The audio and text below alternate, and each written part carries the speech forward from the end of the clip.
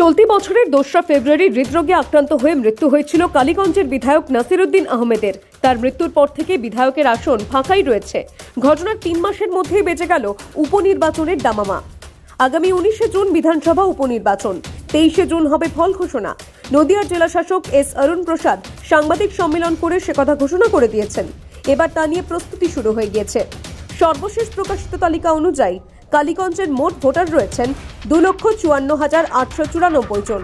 তাদের মধ্যে পুরুষ ভোটার 1,31,608 জন ও মহিলা ভোটার রয়েছেন 1,23,282 জন। তৃতীয় লিঙ্গের ভোটার রয়েছেন 4 জন। মোট 162টি ভোট গ্রহণ কেন্দ্রে 309টি বুথ থাকবে। মনোনয়ন জমা নেওয়ার প্রক্রিয়া শুরু হয়ে গিয়েছে। আগামী 2 তারিখ মনোনয়নপত্র জমা দেওয়ার শেষ দিন, 5 তারিখ মনোনয়নপত্র প্রত্যাহারের দিন। ইতিমধ্যে বিজেপি, তৃণমূল, সিপিএম, কংগ্রেস জোট প্রস্তুতি শুরু করে দিয়েছেন।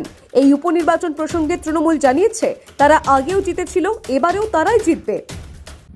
দেখুন, নির্বাচন তো আমাদের সম্মুখীন হতেই হবে এবং আমরা তার জন্য প্রস্তুত। সারা বছর তৃণমূল দল কাজ করে থাকে। নেতৃত্ব যাকে নির্বাচিত করে পাঠাবে আমরা তার সমর্থনে ঝাঁপিয়ে পড়ব এবং আমাদের দলের সমস্ত সৈনিক আমাদের প্রস্তুত আছে। এবং এখনো কি প্রার্থী কোনো ঘোষণা হয়েছে তৃণমূল থেকে? না, এখনো পর্যন্ত হয়নি, হয়তো হয়ে যাবে, আজকালের মধ্যে ঘোষণা হয়ে যাবে। কারণ আমরা সব কর্মীরাই উদ্গ্রীব ঝাঁপিয়ে পড়ার জন্য। কালীগঞ্জ সিটে আমরা বিগত লোকসভা নির্বাচনে বিরাট ব্যবধানে জিতেছি। আগামী নির্বাচনেও আমরা জিতবো একদম 100%। অবশেষে যদি সিপিএম কংগ্রেস জোট বাঁধে কীভাবে দেখছেন? এবং ওইসব জোটকে মানুষ আর পাত্তা দেয় না। এইসব জগা খিচুড়ির জোট মানুষের মনে কোনো রেখাপাতও করে না। ওই টিভি ক্যামেরার সামনে কিছুটা বাকবিতণ্ডা হয়, সেইটুকুনি ওদের শেষ। মানুষের কাছে পৌঁছাতে পারে না। আর আমরা প্রতিনিয়ত জনগণের সঙ্গে টাচ রেখে চলি, আমাদের সমস্ত কর্মীরা জনগণের সঙ্গে টাচ রেখে চলে। সুতরাং নির্বাচনে জয়লাভ আমাদের অবধারিত। এবং যেখানে বিজেপি বলছে যে আমরা বিপুল পরিমাণে জয়লাভ করব, সেখানে কি বলবেন? বিজেপি তো ওখানে খুঁজে পাওয়া যাবে, কারণ ওনারা তো জাতপাতের নির্বাচন, মানে কী বলবো, জাতপাত নিয়ে লড়াইটা করেন। সেই জাতপাত নিয়ে লড়াই করতে গিয়ে একদম পশ্চিমবঙ্গে যে ওদের আর মুখ নেই সেটা প্রমাণিত। মমতা ব্যানার্জির উন্নয়নের কাছে সমস্ত কিছু ওই জাতপাতের যে খেলা সেটা স্তব্ধ হয়ে যায়। তাহলে কি অবশেষে কি তৃণমূল জয়লাভ করবে? অবশ্যই তৃণমূল অবশেষে নয়, তৃণমূল জয়লাভ করেছে ওই সিটে বারবার, এবারও জয়লাভ করবে একদম 100%। বিজেপি অবশ্য জানিয়েছে কয়েকদিন বাদেই বিধানসভা ভোট, তাই তারা প্রথমে উপনির্বাচন চাননি। এই মর্মে সাংসদকে দিয়ে একটি প্রস্তাব নির্বাচন কমিশনে পাঠিয়েছিল তারা, কিন্তু নির্বাচন কমিশন উপনির্বাচনের দিন ঘোষণা করে দিয়েছে। যে কালীগঞ্জের উপনির্বাচন, যেটা সদ্য প্রয়াত হয়েছে আমাদের তৃণমূলের ওই এমএলএ, কিন্তু আমরা জানি যে সাধারণ নির্বাচন পশ্চিমবঙ্গে 2026 সালে, আর এই কদিনের জন্য উপনির্বাচন না করে খরচ না বাড়ালেই আমার মনে হয় খুব ভালো হতো। আমরা সেই মর্মে আমার নির্বাচন কমিশনে আমাদের এমপি জগন্নাথ সরকারকে দিয়ে একটা চিঠিও করা হয়েছিল।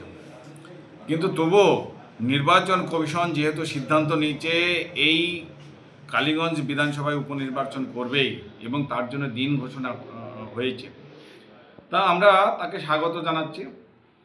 এবং এই নির্বাচনে ভারতীয় জনতা পার্টি অবশ্যই নির্বাচনে অংশগ্রহণ করবে এবং সর্বশক্তি দিয়ে নির্বাচনে অংশগ্রহণ করে যে প্রার্থী আমরা যে প্রার্থী হবে তাকে অবশ্যই জেতানোর জন্য সর্বশক্তি দিয়ে আমরা ওখানে নির্বাচনে অংশগ্রহণ করব। এখনো কি প্রার্থী কোনো ঘোষণা হয়েছে? না, প্রার্থী ঘোষণা হয়নি, যেহেতু নির্বাচনটা হবে কিনা সেটাই একটা ধোঁয়াশার মধ্যে ছিল।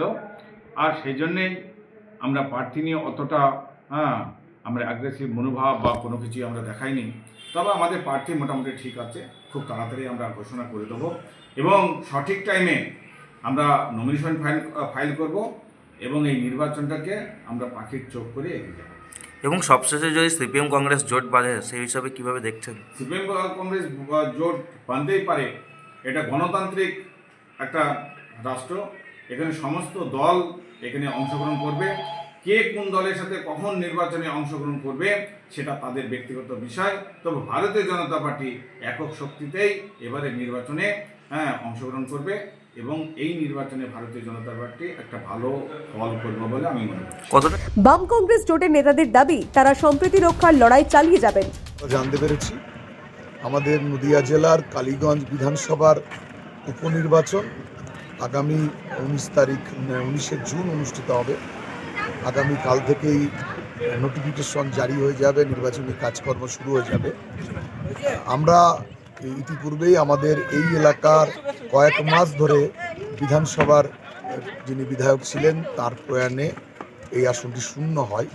আমরা মনে করি যে কোনো বিধানসভাতেই গণতান্ত্রিক পদ্ধতিতে সেখানকার বিধায়ক থাকা প্রয়োজন। স্বাভাবিক কারণেই এই নির্বাচনে আমাদের যে প্রস্তুতি, সেই রাজনৈতিক প্রস্তুতি শুরু হবে। আসলে নির্বাচনটা তো আমাদের কাছে আলাদা কোনো ব্যাপার নয়। প্রতিদিন প্রতিটা মুহূর্তে মানুষের সাথে বামপন্থীরা থাকে। মানুষের জীবন জীবিকার রুটি রুজি সম্প্রীতির লড়াইয়ে বামপন্থীরা নেতৃত্ব প্রদান করে। স্বাভাবিক কারণে অন্য আর 5টা সংগ্রামের মতোই নির্বাচনও একটা রাজনৈতিক সংগ্রাম। আমরা এটা রাজনৈতিক দৃষ্টিভঙ্গিতেই দেখি, কিন্তু অন্য যে শাসক শ্রেণীর রাজনৈতিক দলগুলো তারা আপনারা দেখছেন, তাদের কাছে নির্বাচনী হোক আর যে কোনো লড়াই হোক সেটাকে তারা দেখেন বিভাজনের রাজনীতি দিয়ে দেখেন। নদিয়া থেকে কাজল বসাকের রিপোর্ট, দ্য ওয়াল।